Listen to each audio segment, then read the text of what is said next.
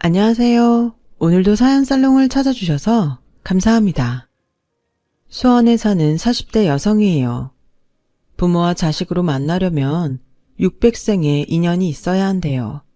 한마디로 오랜 시간 이어진 엄청난 관계라는 얘기인 거죠. 저희 부부에게는 배 아파 낳은 딸과 가슴으로 낳은 아들이 하나 있어요. 그렇다고 피 한 방울 섞이지 않은 아이를 입양해 키우는 건 아니에요. 혈연관계임은 틀림없으니까요. 밖에서 낳아온 자식도 아니에요. 사실 제 아들은 남편의 조카거든요. 처음엔 어쩔 수 없는 상황에 잠시 맡겨댔는데 인연이 되려고 그랬는지 결국 남편 호적에 넣게 되었네요. 제 남편에겐 여동생이 하나 있었어요. 저와는 고등학교 동창으로 절친까지는 아니었지만 휴대폰에 전화번호를 저장해둘 정도의 사이였어요. 제가 고등학교 2학년 초에 의정부로 이사를 가는 바람에 중간에 연락이 끊기긴 했었지만 종종 싸이월드와 아이러브 스쿨을 통해 근황은 알고 지낸 사이였죠. 그러다 헤어진 지 10여 년 만에 다시 만나게 되었어요.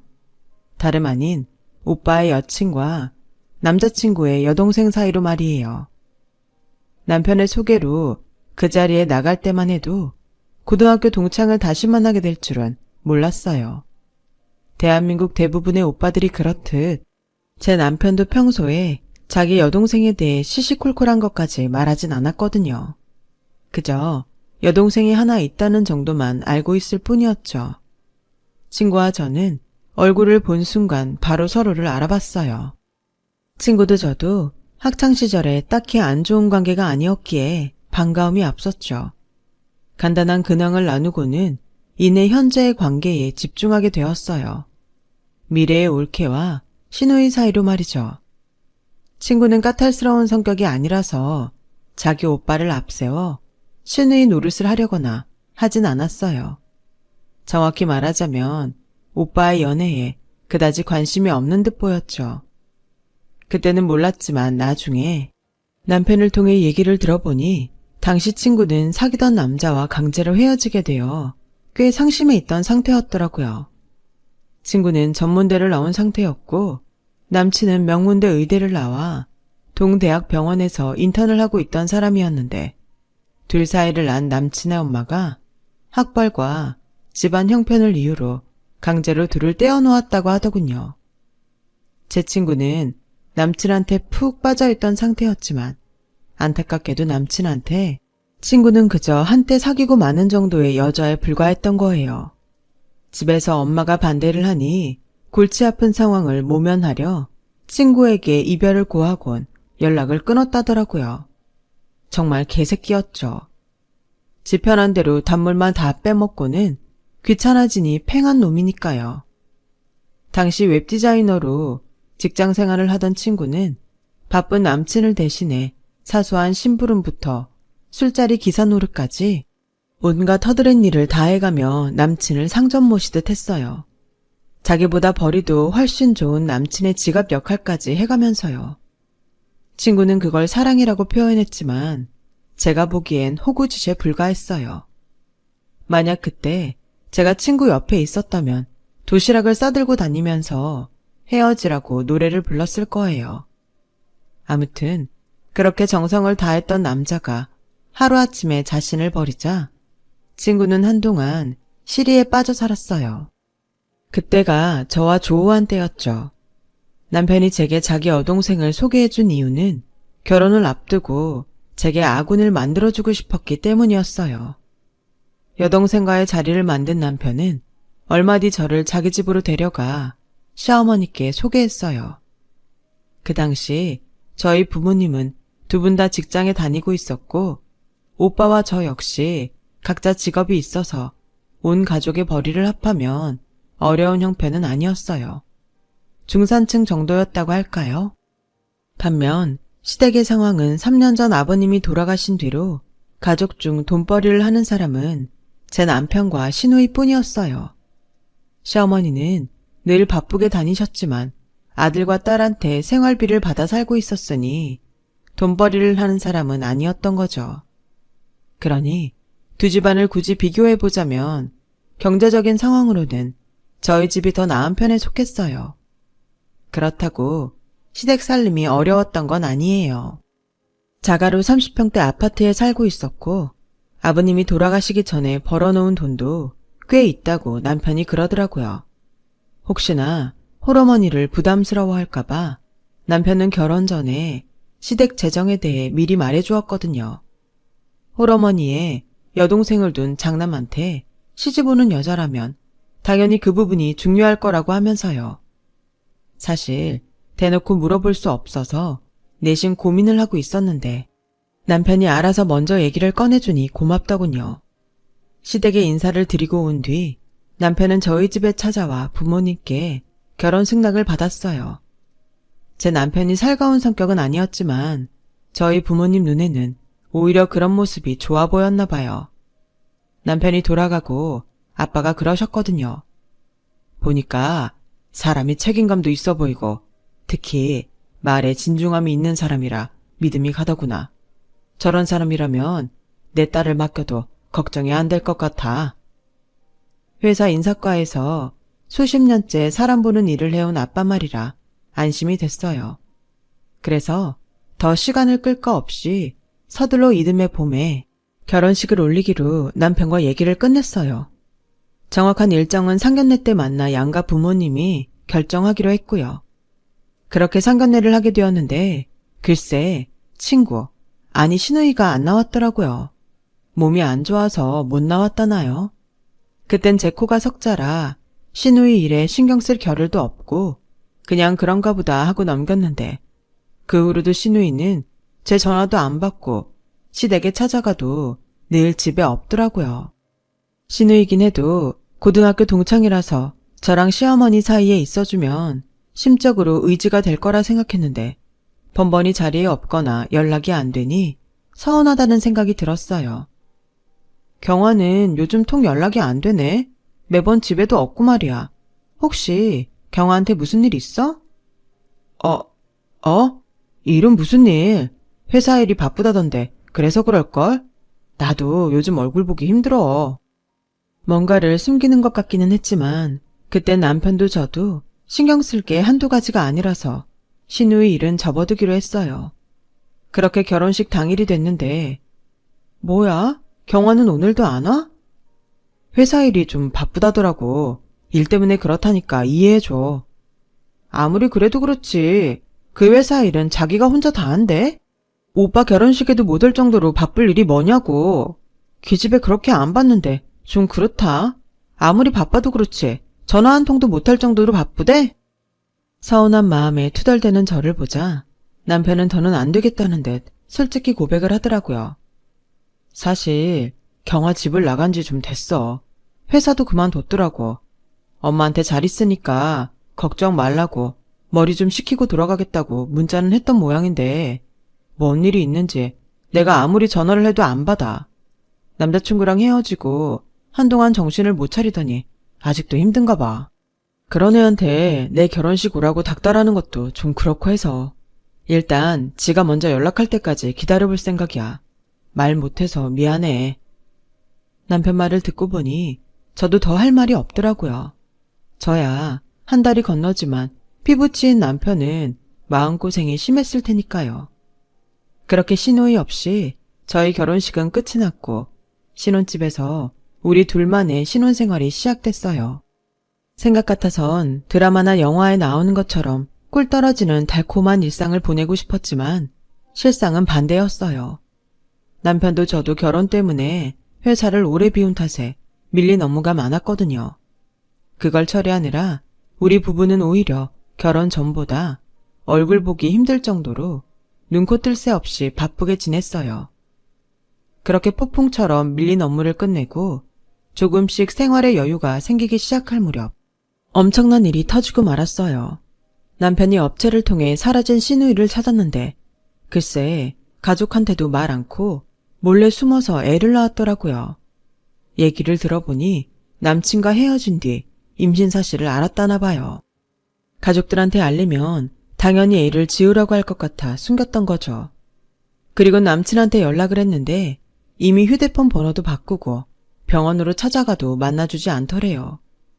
그래도 만날 방법은 병원에 찾아가는 것뿐이라서 몇 날 며칠을 병원 로비에 앉아 죽치고 있었더니 남친 엄마가 어떻게 알았는지 연락을 했더래요. 너 한 번만 더 내 아들 병원에 찾아오면 스토커로 경찰에 신고할 테니 그런 줄 알아. 만나서 꼭 해야 할 말이 있다고 했더니 자기한테 말하면 전해주겠다고 하길래 임신 사실을 알렸더니 당황하더니 당장 만나자고 그러더래요. 그렇게 약속 장소에 나간 신우이는 남친 엄마 손에 끌려 병원에 가게 됐고 임신 진단을 확인한 남친 엄마는 중절 수술을 하라고 하더래요. 이미 헤어진 마당에 네가 애가 졌다고 상황을 돌이킬 수는 없고 딱 잘라 얘기하마. 돈을 달라면 주고 사과를 하라면 하마. 하지만 내 아들 인생은 절대 너한테 줄 수가 없어. 내가 어떻게 키운 아들인데. 내 아들을 아껴주는 네 마음은 고맙다. 같은 여자로서 진심으로 하는 말이야. 하지만 뱃속에 있는 나 하면 안 돼. 우리 애 얼마 전에 선본 여자랑 이미 결혼 날짜까지 잡은 참이거든. 그런데 이제와 뭘 어쩌겠니. 네가 정말 내 아들을 사랑했다면 제발 내 아들 좀 놔주렴. 내가 수술비에 위조료까지 해서 줄 테니까 이거 받고 애 지워. 응? 신우이는 자신과 뱃속의 아이마저 부정하는 남친의 엄마 앞에서 더는 어쩔 수 없었어요. 남친 엄마가 나가고도 한참을 혼자 카페에 앉아 생각했대요. 그 돈으로 아무도 몰래 혼자 아이를 낳아서 키우겠다고 말이죠. 그리고 며칠 뒤 회사에 사표를 내고 잠적을 해버린 거예요. 다행히 지인들의 도움으로 재택근무를 하며 생계를 유지할 수 있었고 아이까지 낳게 된 거예요. 사랑했던 사람한테 배신당하고 가족과도 등진 채 혼자 일과 육아를 감당해야 했던 신우이는 엎친 데 덮친 격으로 산후 우울증에 시달리게 됐고 더는 육아를 감당할 수 없는 상황에 이르러서 집으로 돌아온 거였죠. 집에 돌아온 뒤로는 육아도 팽개친 채 정신나간 사람처럼 방에만 처박혀 지내게 되었고 그러다 생을 마감하고 말았어요. 젖먹이 아이를 남겨둔 채 말이죠. 갑작스런 여동생의 죽음에 남편은 큰 충격을 받았어요. 자신이 동생을 돌보지 못했다는 죄책감으로 힘들어하더군요. 그동안 딸을 대신해 육아를 맡아온 시어머니도 딸을 잃은 충격에 식음을 전폐하고 자리에 누웠고 결국 아이를 돌볼 사람은 저밖엔 없었어요. 당시 저는 이직을 앞두고 잠시 집에서 쉬고 있었거든요. 아이도 낳아보지 않은 여자가 졸지에 젖먹이 아이를 키우게 되자 하나부터 10까지 모르는 것 투성이었어요. 그래서 친정엄마한테 도움을 청했죠. 엄마는 당신 딸이 얼떨결에 신우의 자식을 떠맡게 된 거에 광분하면서도 절 위해 기꺼이 도와주셨어요. 애가 무슨 죄겠니? 대책 없이 애만 낳고 떠난 애미가 죄지. 애 아빠란 놈도 그렇지. 치새끼를 가진 여잘 버리긴 왜 버려? 썩을 놈의 새끼. 그렇게 버릴 거면 애초에 애를 만들지 말았어야지. 의사란 놈이 피임도 할 줄 모른다디? 그나저나 너도 이직할 때까지만 보기로 한 거 확실해? 은근슬쩍 너한테 애 떠맡기는 거 아니지? 혹여라도 그런 기미가 보이면 절대 안 된다고 딱 잘라 말해. 입양을 보내든 시어머니가 직접 키우든 결정하라고 말이야. 안 그럼 네가 독박 쓰는 수가 있어. 처음엔 당신 딸이 신우의 아이를 떠맡게 될까봐 아이한테도 고운 눈길 한번 안 주던 엄마는 시간이 지나자 저와 남편처럼 아이한테 차츰 정이 들기 시작했어요. 애가 말이야 안 할 때마다 어찌나 가슴에 폭 안기는지 돌아서면 눈에 밟힐 지경이라니까. 이렇게 정이 들어서 나중에 힘들지 않을까 모르겠어. 엄마 말처럼 저도 그게 걱정이었어요. 너무 좋아서 아이를 품에서 떼고 싶지 않을 정도였거든요. 게다가 애가 얼마나 순한지 남들은 힘들다고 하는 육아가 그리 버겁게 여겨지지 않는 것도 아이와 떨어지기 힘든 이유 중 하나였죠. 남편은 남편대로 회사에서 일적으로 받는 스트레스를 환하게 웃는 아기를 보며 푸는 듯 했어요. 이렇게 아이한테 점점 정이 들어가던 어느 날 연락도 않고 시어머니가 저희 집에 오셨더라고요. 집에 들어오자마자 찬물을 한 잔 들이키시더니 바닥에 철퍼덕 주저앉으면서 한숨을 쉬셨어요. 이걸 어쩌냐? 애 아빠가 병원을 옮긴 모양인지 연락도 안 되고 걔 엄마도 전화를 안 받는다. 이것들이 작정하고 튄 것 같아. 그럼 어떡해요? 어머님께서 애초에 잠시만 봐달라고 그러셔서 걱정하지 않고 있었는데 갑자기 이러시면 저는 어떡하냐고요. 어쩌긴 뭘 어쩌겠니? 상황이 이런데 그냥 네가 키워야지. 글쎄 뻔뻔하게도 안면 싹 바꾸며 이러지 뭐예요. 어머 어머님 이러시면 안 되죠. 이 아기 어머님 손주잖아요. 그런데 왜 저한테 이러세요? 그간 애 봐드린 것만으로도 저는 충분히 할 만큼 했다고 생각해요. 그러니까 더는 강요하지 마세요. 저도 더는 못 참는다고요. 이직하기로 한 직장 출근 날짜도 정해졌는데 나보고 어쩌란 말이에요. 그러니까 어머님이 애 데려가세요. 지금까지 참아오다 퍼져버린 감정에 한참을 씩씩거리는데 글쎄 아이가 그런 저를 무척이나 슬픈 표정으로 바라보고 있지 뭐예요. 아직 젖도 안 뗀 아이가 말이에요. 그 모습을 보는데 순간 심장이 뚝 떨어지는 것 같았어요. 내가, 아니 우리가 지금 이 아이한테 무슨 짓을 저지르고 있는 건가 싶었죠. 아이 슬픈 표정은 마치 처량한 자신의 처지를 아는 것처럼 보였어요. 새까만 눈동자가 촉촉히 젖은 채로요. 그 모습에 나도 모르게 눈물이 나더군요. 아무리 멈추려 해도 좀처럼 눈물이 그치지 않았어요. 그래서 아이를 끌어안고 미안하다고 엉엉 울었죠. 그때였어요. 아기가 고사리 같은 손으로 제 얼굴을 만지더군요. 마치 제 얼굴에 흐르는 눈물을 닦아주려는 듯 말이에요. 그때 알았어요. 아이와 떨어지지 못할 것 같다는 걸요. 시어머니한테 애를 데려가라 모질게 말은 했지만 키운 정도 정이라고 그 사이 저와 아이는 마치 친모자처럼 감정마저도 소통하게 됐으니까요. 저녁 때 퇴근한 남편한테 오늘 있었던 일을 얘기했어요. 그랬더니 남편은 제 말이 끝나기도 전에 어머님께 전화를 해 화를 냈죠. 모자가 싸우는 소리가 전화기 밖으로 다 들릴 정도로 말이에요. 어머님은 억울하다는 듯 소리쳤어요. 이런 필어먹을 인간들이 다 있나?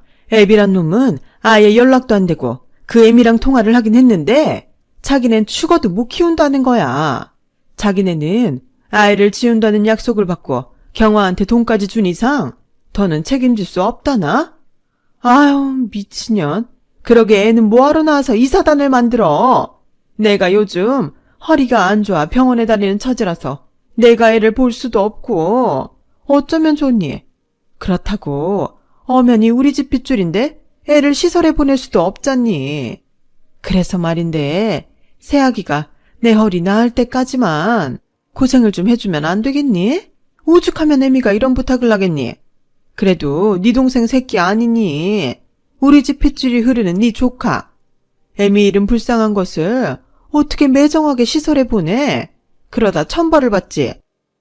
급기야 어머니는 훌쩍이기 시작했고 남편도 더는 아무 말도 못하고 전화를 끊었어요.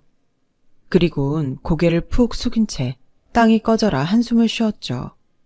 그 모습을 보니 이제 결정을 내려야 할 시간이란 생각이 들었어요.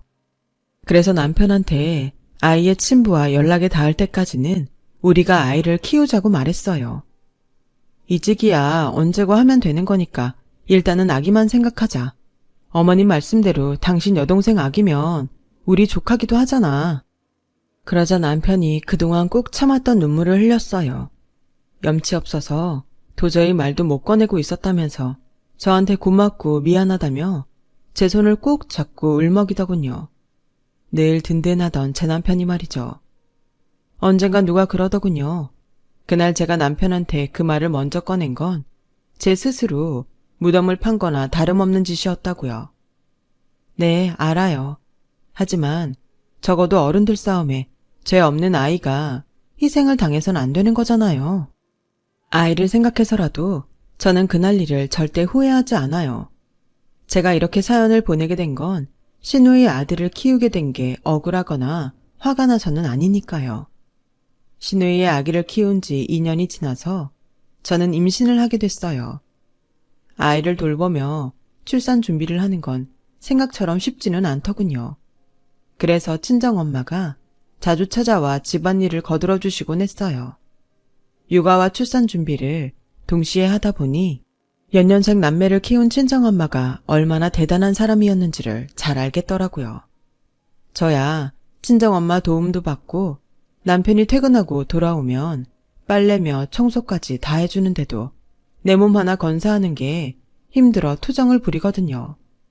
그런데 엄마는 저보다도 어린 20대 나이에 어떻게 그 많은 일을 혼자 감당했을까 생각하니 그동안 엄마한테 잘해드리지 못한 게 미안했어요. 제가 철이 든 건지 엄마랑 같은 입장이 되고 나니 알게 된 건지 모르겠지만 말이에요. 제가 딸아이를 낳고 두 아이를 키우는 동안에도 아이 친부 소식은 없었어요. 그렇게 시간이 흘러 시누이 아들은 7살이 되었어요. 그동안 생각도 않고 살았는데 그제야 아이의 호적 걱정이 되더라고요. 호적이 없으면 초등학교 입학도 할 수 없으니까요. 여보, 재민이 말이야. 당신 호적에 넣으면 어떨까? 친부가 언제 나타날지도 모르는 판에 손 놓고 있을 수만은 없잖아. 곧 학교도 보내야 하고 재민이도 당신이랑 나를 엄마 아빠로 알고 사는데 우리 이제 그만 재민이를 우리 아들로 받아들이자. 솔직히 친부가 나타나서 우리 재민이를 데려가겠대도 나 못 보낼 것 같아.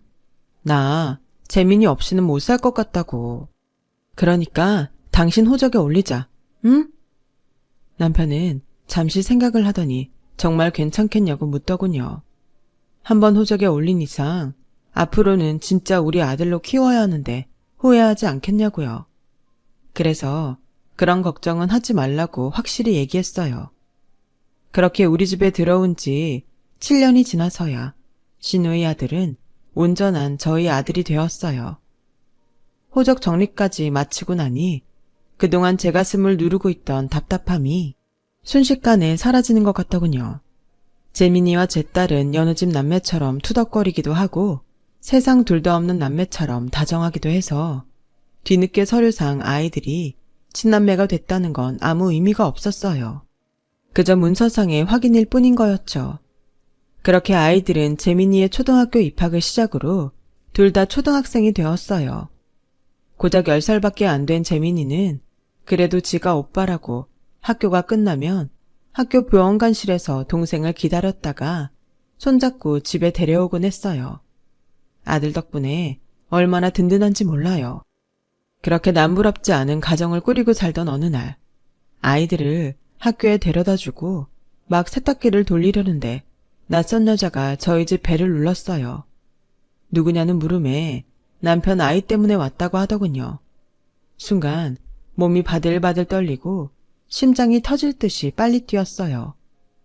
혹여 아파트 주민들이 볼세라 재빨리 아파트 로비 문을 열어주었어요.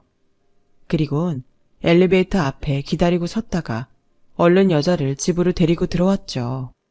값비싼 옷차림의 여자는 집안 곳곳에 걸린 재민이 사진을 훑어봤어요. 애가 아빠를 많이 닮았네요. 그 여자 맘맞다나 남편이 보면 환장하겠는데요. 단도직입적으로 말하죠. 그쪽 시어머니, 더는 허튼 짓 못하게 당신이 말리세요. 그쪽 내외는 모르고 살았겠지만 지난 10년 동안 당신 시어머니가 나한테 매달 애 양육비를 뜯어갔어요. 몇 년 전엔 초등학교 입학을 한다고 입학 축하금까지 받아갔고요. 몰랐죠? 내 남편한텐 아이가 있다는 사실을 비밀로 해주겠다는 게 조건이었는데 이 늙은 여우가 내가 불임이란 사실을 알고는 돈 욕심을 내더라고요. 솔직히 지금 내 상황이 좀 그렇거든요. 애 못 낳는 며느리를 시댁에선 반가워할 리가 없잖아요. 그나마 우리 집 재산 때문에 이혼하잔 말은 못하지만 자기 자식이 살아있단 소리를 들으면 가만히 있겠어요? 당장이라도 아이를 데려오려 들겠죠. 난 애 못 낳는 죄인이니 그 아이를 자식으로 받아들일 수밖에 없는 처지고 말이에요. 그래서 찾아왔어요. 당신이 막아줘요. 당신 시어머니가 내 남편 못 찾아가게 당신이 막아줘요. 그동안 아들처럼 키웠으면 정도 많이 생겼을 거 아니에요. 나 애 키울 자신 없어요. 우리 집에 이에 들어오면 애도 저도 불행할 게 뻔하다고요. 그러니까 당신이 당신 시어머니 좀 막아달라고요. 부탁드려요, 제발. 시종일관 도도한 표정을 잃지 않던 여자는 제 앞에서 무릎까지 꿇고는 울면서 사정을 하더군요. 그날 밤 남편한테 그날 있었던 일을 전하자 남편은 금방이라도 일을 저지를 사람처럼 광분했어요. 혹여 아이들이 들을까봐 저는 남편을 데리고 주차장으로 내려왔어요. 그리곤 차 안에서 남편을 진정시켰죠. 나라고 멀쩡한 기분이겠어? 지난 10년간 어머님한테 속은 건 당신뿐만 아니라 나도 마찬가지야. 화가 나도 당신보다 내가 더 난다고. 그치만 애들이 알면 어떡해. 우리 재민이가 이 사실을 알면 얼마나 상처를 받겠어. 다른 사람도 아니고 지 할머니가 자기를 돈벌이 수단으로 사용했다는데 말이야. 일단 이 일은 나한테 맡겨줘. 대신 한 가지만 약속해. 나 다시는 당신 엄마 안 볼 거야. 내 애들한테도 이제부터는 친할머니는 없는 거야. 당신이 어머님을 만나는 것까지는 안 말려. 대신 우리 눈에 안 보이는 곳에서 봐. 약속할 수 있겠어? 남편은 붉어진 눈시울로 화를 누르며 그러겠다고 약속했어요. 남편을 집으로 올려보낸 뒤 저는 차를 끌고 시댁으로 향했어요. 주택가에 위치한 시댁 대문 앞엔 낯선 차들이 질비하더군요. 시간이 늦었는데도 집안에 불이 환하게 켜져 있었어요. 막 차에서 내리려는데 집안에서 낯선 사람 너댓이 주변을 살피며 나왔어요. 그리곤 집 앞에 세워둔 차를 각자 나눠 타고 가버리더군요. 그 모습이 하도 불길해서 저는 휴대폰 동영상으로 찍어두었죠. 그리곤 시댁으로 들어갔는데 온 집안에 담배 연기가 가득했어요. 그리곤 집안 곳곳엔 배달 음식을 시켜 먹은 흔적들이 질비했죠. 그리고 바닥엔 도박판을 버렸던 흔적이 그대로 남아 있었어요. 마침 화장실에서 나오던 시어머니는 거실에 서 있는 저를 보시곤 화들짝 놀라며 말을 더듬더군요. 아, 동네 여자들이랑 재미로 화투 몇 판 쳤어. 점 10짜리 놀이지 뭐. 근데 이 시간에 네가 여긴 웬일이니? 왜? 집에 무슨 일 있었어? 어머님은 마치 무슨 일이 있는 걸 아시는 것 같네요. 왜? 네 집에 찾아왔던 그녀니? 그 여자가 뭐라 했는지 모르겠지만 다 거짓말이다. 그 여자 정신이 이상한 여자야. 그러니까 그 여자 말 말고 내 말 들어. 무슨 말을 했는 줄 알고 그 여자 말을 믿지 말라는 거예요? 어머님이 죽은 딸 손주 팔아서 10년 넘게 돈벌이 한 거요? 아들 며느리 다 속이고 자기 손주 키우라고 떠넘긴 거요. 도대체 뭘 믿지 말라는 거예요? 그동안 손주 판 돈 받아서 노름판에 쏟아 부으셨어요? 재미라고요? 당신은 아이 인생을 가지고 재미로 도박을 벌였냐고요. 당신은 인간도 아니야. 개도 안 건드릴 더러운 쓰레기라고. 그래놓고 이제 와서 손주 팔아 한몫 단단히 챙기겠다고? 누구 맘대로. 당신이 무슨 짓을 하든 뭘 원하든 당신 뜻대로는 절대 안 될 거야. 우리 재민이는 처음부터 당신 손주도 아니었고 앞으로도 그럴 테니까 내 아들 팔아서 돈 벌 생각 다시는 하지 마. 그랬다간 내가 지구 끝까지라도 쫓아가 당신 물어 뜯어버릴 테니까. 그리고 당신이 지은 죄는 당신 스스로 달게 받아. 그때였어요. 밖에서 경찰차 사이렌 소리가 요란하게 들렸어요. 그러자 시어머니는 미친 듯이 화투장을 쓸어담기 시작하더군요. 그때 마침 달려들어온 경찰들이 그런 시어머니를 붙잡았어요. 그러자 시어머니는 남의 가정집에서 왜 이러냐고 소리를 쳤어요. 경찰이면 다야? 왜 야심한 밤에 남의 집에 들어와선 선량한 시민을 괴롭혀? 나 당신을 고소할 거야. 마음대로 하세요. 오늘 이 집에서 도박만 벌인 일당들도 이미 다 체포했으니까 서해 가서 따지라고요. 그리고 누가 선량한 시민이에요? 주택가에서 불법으로 하우스 차려놓고 수억 대 도박판을 벌인 사람이. 선량한 시민은 아주머니 며느님이죠. 도박꾼들 얼굴이랑 차량 번호까지 선명히 나온 영상을 보내주신 덕분에 모두 체포할 수 있었으니까요. 시어머니는 어떻게 이럴 수가 있냐며 제게 소리를 질러댔어요. 제가 그랬잖아요. 당신이 지은 죄는 당신이 책임지라고요. 앞으로도 우리 집 근처에 얼씬만 했다간 봐요. 평생 교도소에서 콩밥 먹고 살게 될 줄 아세요. 시어머니는 그동안 불법 하우스를 운영하며 도박판을 벌여온 사실이 모두 밝혀져 실형을 받게 되었어요. 제 남편이 어린 시절 한동안 엄마랑 떨어져 살았다는 얘기를 했었는데 알고 보니 그때도 도박으로 교도소에 들어가 있어서 그랬던 거더라고요. 이후로 수차례 같은 상황이 이어지자 아버님은 시어머니를 내쫓았는데 아버님이 암으로 임종이 가까워지자 그때부터 다시 집에 들어와 살기 시작했던 거였어요. 아버님이 남겨주신 유산도 도박으로 다 날리고 자기 손주까지 돈벌이 수단으로 사용했던 거였죠. 그리곤 집까지 도박 빚으로 넘어가게 되자 손주를 팔아 한몫 챙길 계획까지 세운 거고요. 입에 담고 싶지 않을 정도로 추악한 인간이었어요. 저는 경찰에 이 사실을 모두 알렸어요. 그리고 그동안 시어머니한테 돈을 뜯겨온 여자가 협박으로 갈취당한 사실과 통장 이체 내역 등 증거들을 경찰에 제출했고요. 정황과 증인, 증거까지 모두 갖춰서 결국 시어머니는 실형을 받게 되었죠. 거기다 우리 재민이한테 접근할 수 없도록 접근 금지 명령까지 떨어졌고요. 도박에 미쳐 혈육도 돈벌이 수단으로 이용해 먹은 시어머니의 말로는 이렇게 비참한 결말을 맞았어요. 비온 뒤 땅이 굳는다고 비록 힘겨운 시련을 겪었지만 여전히 우리 가족은 사랑과 믿음으로 오늘 하루도 굳세게 살아가고 있답니다. 가족의 힘으로 말이죠. 지금까지 제 사연을 들어주신 여러분께 감사드려요. 소중한 가족과 항상 건강하고 즐거운 하루하루 보내시길 바랍니다. 여러분, 사연 댓글에 응원과 현명한 조언 부탁드려요.